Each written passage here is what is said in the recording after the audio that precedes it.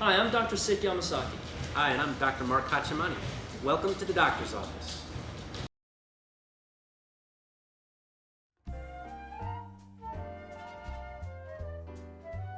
Today I'd like to talk a little bit about the body shot. I've talked to many people. Everybody, seems to have their own opinion. Hitting the spleen, hitting the diaphragm, xiphoid process, Sure. and the liver. In your professional medical opinion, which one is the most painful? Which one has the most stopping power? I think I know a lot of martial arts teach different ways to strike, but all in all, I think that the strike to the liver can be the most debilitating for a fighter. There's a lot of different reasons for that. It's such a large organ, it's easy to hit. You're more likely to hit it right where it counts. The spleen is tucked way up underneath the rib cage, it's protected. The liver is so large, and I think when whoever was making the human body decided to protect certain organs, that was low on the totem pole, so it's not as protected. Can you maybe show us, with your hands maybe, the relative size of the spleen to the relative size of the liver, and then maybe talk about where they're located? Yeah, the spleen is maybe maybe a little bit larger than almost a closed fist, so it's about that large, maybe a little larger. Let's say about two fists together. The liver is, by and large, takes up most of the right side of the chest, or actually the abdominal cavity and into the chest cavity. So it's about that long, wraps around on the right side of the body. If I'm at the grocery store and I'm looking at steaks, what? We're talking about a 6-pound steak, filet mignon. It looks like that. Excellent. And I remember in medical school, people that had healthy livers, you'd say, "Wow, look at that pink piece of meat." So it's large and it's pretty beefy under there. We'll take a brief look at the anatomy. You have the rib cage, which here, and you can, as you're doing an exam, you can kind of just push in. You see where the ribs are. You can run your fingers over them. There's bumps like speed bumps, so you know where the ribs are. And they go all the way down to here. These are the floating ribs, and they kind of curve up pretty acutely into the sternum. And so his ribs are here. And then the liver is usually because I was pulling his skin, probably starts right about there with his skin not pulled. And usually it's from the floating ribs all the way up to maybe the 5th intercostal rib, which would probably be about maybe 4 or 5, maybe 6 centimeters. But the way that we actually check to see where the liver is we do what's called percussion. And maybe if you get close, you can hear this. It's kind of like a hollow sound over the rib cage where the lung is, because there's air behind there.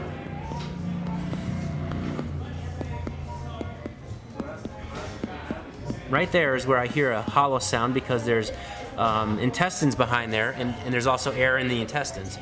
So you hear a dull sound between there. So his rib cage is all the way down here. So I could make a little marks wherever I hear that sound change, and I'd be able to trace out the whole liver.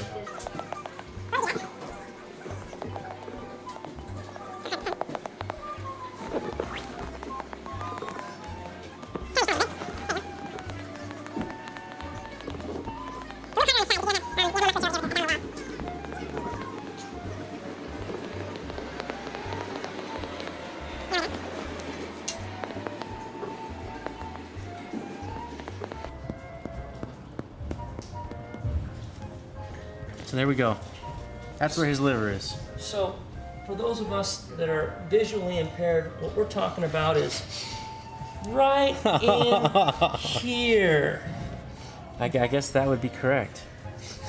Now, this is just the front dimensions of the liver, Brian, and it will wrap around your body, and it goes even back in the back of the rib cage. Now, one thing that's also interesting is this is with him just breathing normally, but if I have him take a deep breath.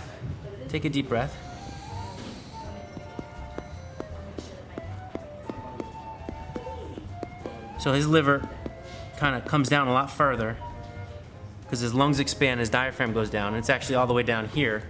So it moves significantly. Probably follows that kind of a line. So the liver does move with a deep breath. So that's the anatomy of the liver. Okay, so now we're going to talk about how to use this, understanding the actual location of the liver and using that to learn more about how to be precise and access, what tools to use to access that organ.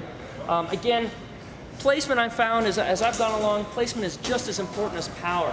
If my opponent is right here in a guard, standard guard, and I just I've got a lot of power, I've been hitting the heavy bag all day long, whatever, I can bench 400 pounds, whatever, and I slug away and I end up catching the point of an elbow on that punch, that power has done me more harm than good. Whereas a lot of times, even in sparring, if you know how to pinpoint those organs, you don't need much more than something like this right on the liver to get the effect you want, especially in kind of a timing sparring situation. Obviously in a fight, you know, you might want to put a little bit more into that, but you don't need a lot more if you know exactly where to put those shots. So we're going to talk about which tools you can use and how to access that liver. For me, my favorite place, let's have you put your arm down, just relax. In this relaxed state right here, if you look right here, right underneath the right nipple, underneath the cut of the pec, let's have you turn just a little bit, see if we can get some better lighting on that. This is the most, I've had the most success hitting right precisely here, about the size of a fist. And as you can see, this is basically where the liver is. This is the most high percentage way to drop people with that body shot. One of my favorite ways to do it with the fists is to allow this guy to throw a jab cross, or to sense that jab cross coming, jab cross, parry the jab, I'm gonna bob on the cross, lower down a little bit. Parry the jab, bob on the cross, I load my legs up, and then just pop that liver. Here it is one more time. Parry the jab, bob, left uppercut right to the liver, and it doesn't take a lot. That's how you might access it with the left hand. Another way is, again, off the jab cross, or just the right hand. Anytime a guy likes to throw a lead right, parry it, stay out of range, make him reach. And then basically you want that thing to come, and all you're going to do is you're going to come on the inside with your lead hand, you're going to step on an angle with your foot, lean back, and all you need to do is touch that liver with your foot or your shin, hip, right there.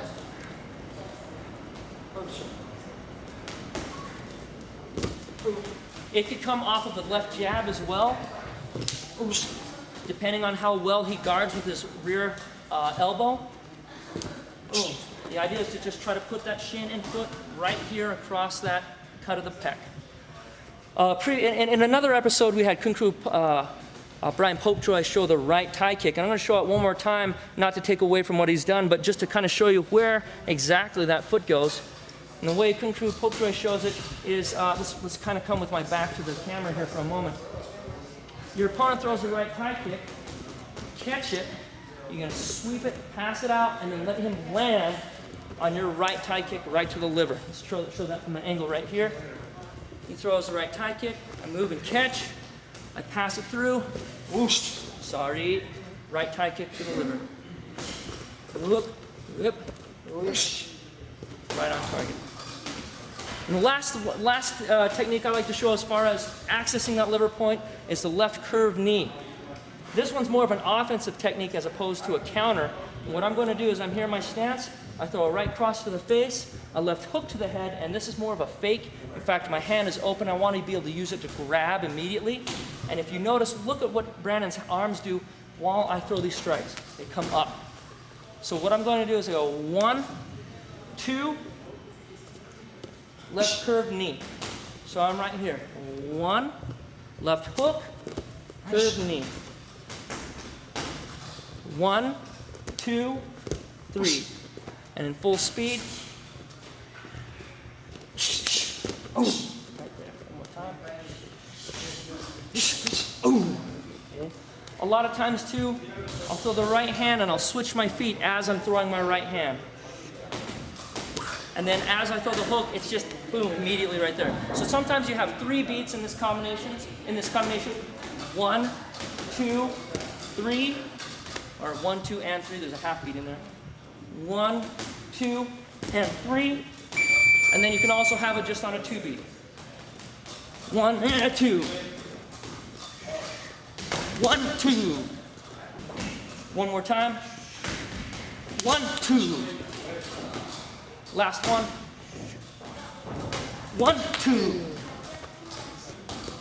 Yeah. And that's, those are 3 ways to access that liver with the left hand, the left shin, and the left knee.